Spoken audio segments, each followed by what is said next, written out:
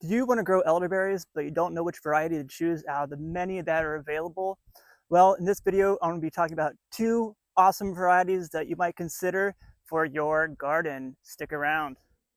So both types of elderberry I'm going to talk about today are Sambucus canadensis. That is the American elderberry. And this behemoth right here behind me is Nova elderberry. Now, Nova elderberries were developed by an ag research center in Nova Scotia, Canada, and was released in 1959. So it's a variety that's been along for a while, and it's bred for having large size fruits. But what we have available today to compare is the size of the flowers. And the difference between these two varieties I'm talking about today is the berry size and the flowers, very different. With Nova, you're going to be getting smaller flower sizes and you're going to be getting larger berries. Nova is one of the produces berries that they're some of the largest berries you can get from elderberries. And as you can see, we have new growth from this plant, extremely vigorous plant. New growth upwards of nearly 10 feet of new growth in a single season. That is ridiculous. So let's go ahead and take a look at our other variety. So here we have Bob Gordon.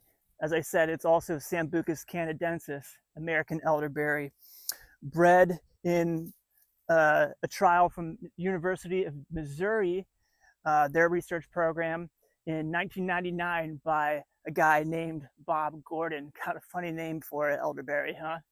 But as you can see here, the flower clusters are way bigger than the Nova. And the trade-off with this is going to be smaller berries, significantly smaller, anywhere from 30 to 50% smaller berry size in general than the Nova elderberry. Bob Gordon is going to have much larger flower clusters, great for making your wines, your cordials, flower bouquets. They smell very nice, great for pollinators.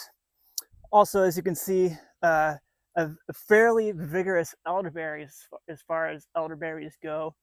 Not quite, definitely more vigorous than, say, wildwood or ranch elderberry, but definitely not on the same level as Nova or Scotia. And these are both growing in the same environment, heavy mulch. I never watered these throughout the season. I never fertilized them. This is the third year these were in the ground, and they were about 2-year-old cuttings when I put them in, and they just have gone crazy.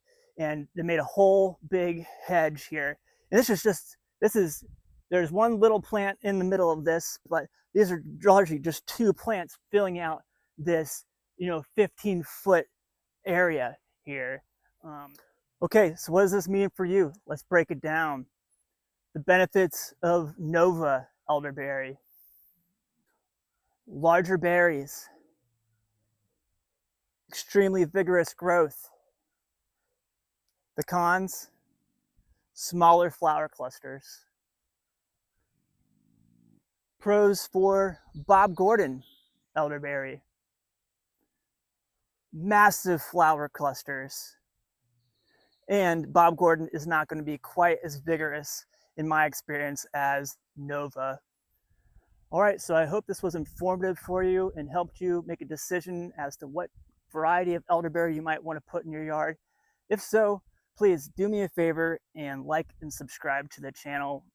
I'm dedicated to helping you make the best decisions for your nursery, your permaculture garden, just your backyard little homestead, whatever it is. Learn from my mistakes. I'm trialing them here for you so you don't have to.